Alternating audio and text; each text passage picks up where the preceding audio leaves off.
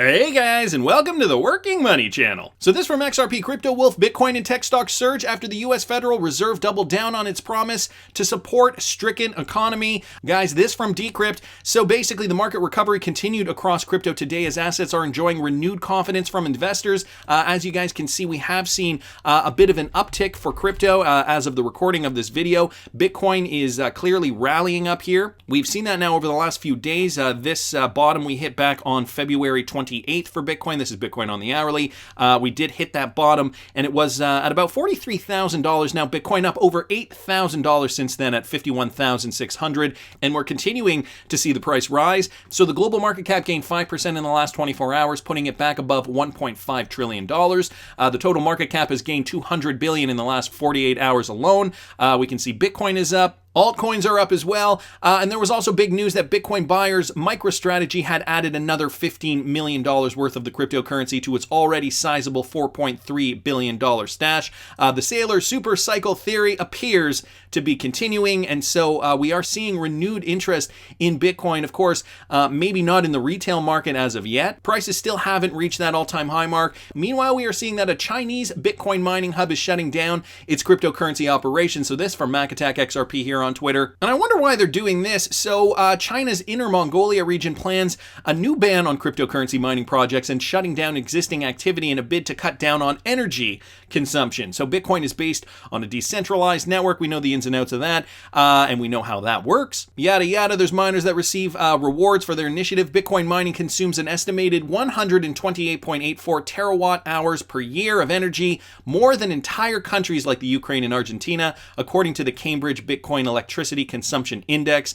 a project of the University of Cambridge. And so China accounts for around 65% of all Bitcoin mining globally. Inner Mongolia alone accounts for 8% due to its cheap energy. In comparison, the United States accounts for 7.2% of global Bitcoin mining. So it's interesting to note those numbers. Meanwhile, they're deciding, the reward still isn't large enough for us to be mining, at least not in that region. So they're deciding to shut it down.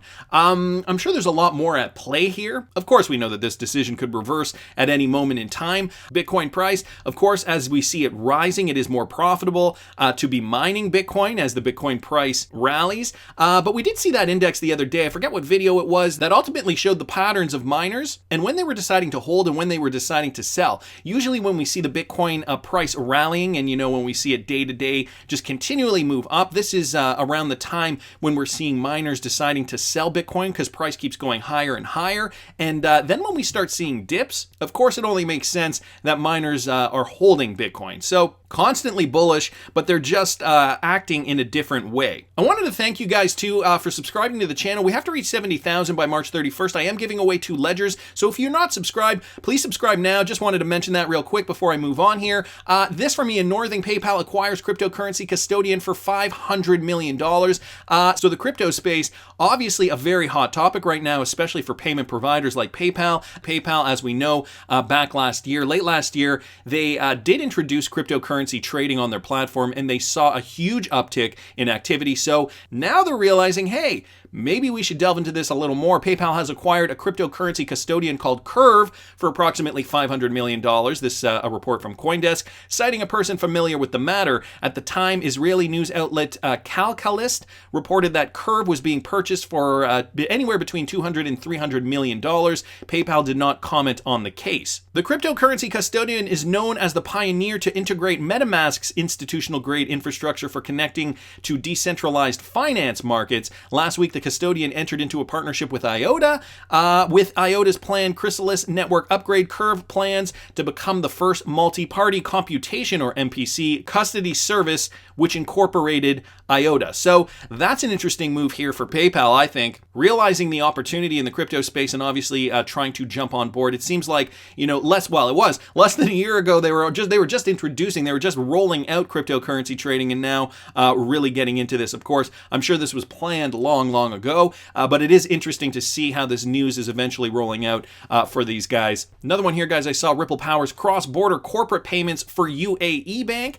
This is a part of a broader effort to bring the newest innovations and operations to the National Bank of Fujairah, which we know partnered up with Ripple a few months ago. They've teamed up with blockchain firm Ripple to enable cross-border payments via the RippleNet platform. And so now clients of the bank have the ability to make secure real-time payments with clear tracking of transactions from beginning to end, according to the announcement. So it sounds like that has just been initiated. The technology allows the bank to tap into Ripple's cross-border payment service, of course. NFB CEO Vince Cook said in the announcement, in a fast-moving environment, banks have to act with agility and constantly look for new and improved ways to service their clients. Digitization remains a key catalyst for change, and as a customer-first bank, we understand the importance of leveraging blockchain technology to deliver seamless and frictionless experiences to our clients. So it sounds like they're going to move on with this. Of course, there are no hangups in the Middle East with regards to crypto clarity. They're already moving along using RippleNet, and eventually we will see it in the United States. But of course,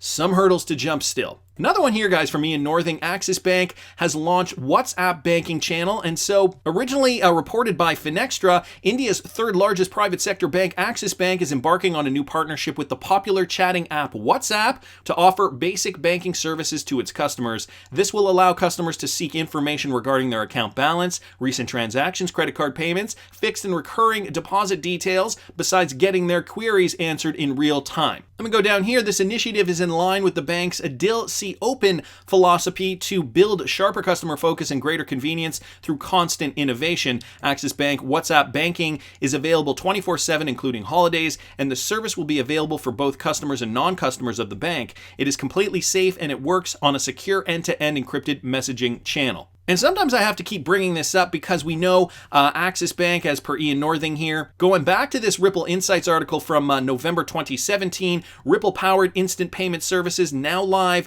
with Access Bank, just one of those partners, and they were mentioning Rack Bank and Standard Chartered as well in this same statement. But Axis Bank is who we're talking about here. Now we're seeing Axis Bank integrate with WhatsApp. The web keeps growing larger for RippleNet integration. It only gives me confidence that, coming out of this lawsuit, Ripple is going to be victorious. I mean, I keep saying it, and there's a lot of reasons why I think that, despite what happened yesterday at the Gary Gensler hearing. I know you guys might be bummed out about some of that. I did a video on that this morning. I'll link it up here in the top right-hand corner if you guys didn't catch that. I still think we should be optimistic, just based on my thoughts about that. Again, I'm not going to go into it in this video particularly, but if you still haven't caught it, you probably should watch it. Another video on the topic was Jeremy Hogan's video. I do think he has some great insight. He's a lawyer that's been engaging with the cryptocurrency, XRP community specifically, for a while now. And so, yeah, if you get a chance, I certainly would watch that. And just yesterday, I also did talk about MoneyGram and now how they're being dragged in the mud through a class action lawsuit. And something I didn't think about when I was doing that video yesterday was this, brought up by Arturo Pertilla. So this just tweeted out yesterday evening, of course, after I did the video. So MoneyGram now has to demonstrate that it actually used XRP to source on-demand liquidity for its cross-border treasury operations. MoneyGram will be hence pushed to create a precedent stating that XRP was used beyond speculation. Strategic lawsuit, maybe. Let's read this. So we know about this. Ripple partner MoneyGram is facing a lawsuit alleging the firm issued misleading statements and failed to disclose XRP's status as an unlicensed security. That is on the surface. Payment company MoneyGram International has been sued over alleged false statements made regarding its partnership with Ripple. There was a class action followed on this day. The global investor rights legal practice asserted that MoneyGram made fraudulent statements regarding its partnership with Ripple Labs and the status of XRP as a security. According to a post announced the strategic partnership between the two companies in June 2019, MoneyGram utilized Ripple's XRapid payment, leveraging XRP in foreign exchange settlements as part of its cross-border payment process. And then on December 23rd, the company clarified it is not dependent on Ripple's XRapid service, which was rebranded to on-demand liquidity in 2019. The statement says MoneyGram does not utilize the ODL platform or RippleNet for direct transfers of consumer funds, digital or otherwise. Furthermore, MoneyGram is not a party to the SEC action. So there's some more details in here, and this article is not going to talk about the sub-level that I really wanted to mention with regards to this perhaps being a strategic lawsuit, as Arturo Pertilla cleverly insinuates here. Now, we got to think to ourselves, Ripple is in court because they are being sued by the SEC for using XRP as a security. Basically, the SEC wants to see a classification on certain cryptocurrencies, wants to deem them securities, and Ripple is the first in their crosshairs. But we also know Ripple has strategic partnerships, i.e. with MoneyGram. And so if through this lawsuit, the MoneyGram lawsuit, if they have to prove that they sourced XRP for their cross-border treasury operations, MoneyGram will indeed set a precedent, basically stating that XRP has utility. I actually did do, come to think of it, a video on this, not specifically on this, but kind of along the same lines. MoneyGram has, they announced just recently, and I'll see if I can find that video, I'll link it up here in the top right-hand corner, that they lost revenue because they weren't able to utilize XRP anymore for on-demand liquidity out of an abundance of caution as to not get sued. Well, sure enough, they got sued anyway for a different reason. And in fact, if they do have to prove ultimately that using XRP to source on-demand liquidity was beneficial to their practices, then that would essentially prove that XRP does indeed have utility and therefore not a security. And if we take it one step further, could this be a strategic lawsuit? Could it be that Ripple's lawyers strategically planned? Now, this is so speculative.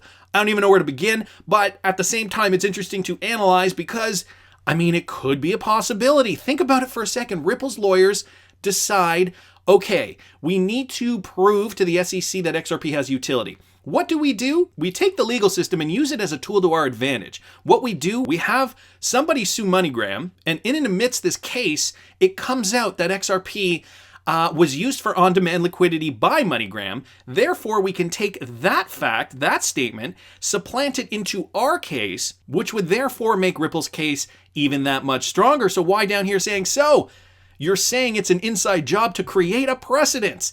Do you have a running list of the companies having to take part in the SEC case? This is coming from Chris. Doesn't Coinbase have to respond to the SEC as well regarding XRP? Noah down here saying exactly, it's all a show. And Arteta Ball down here saying nothing is ever simple with XRP. It's all theater. Some people have been saying this from the beginning, that there are plans within plans. And, for those of you just getting into this, I could see how complicated it is to wrap your head around. Interesting point of view here from Arturo Portilla. Could it have been an inside job? Tell me down in the comments what you guys think. And please subscribe to the channel. Guys, we need to reach 70,000 by March 31st. I am giving away 2 ledgers, but we have to reach that number in order for the giveaway to take place. So please subscribe to the channel if you haven't already. Like the video, give a thumbs up. It's a free way to support the channel. If you like the content I'm providing, I always love hearing your comments. See you in the next one, guys.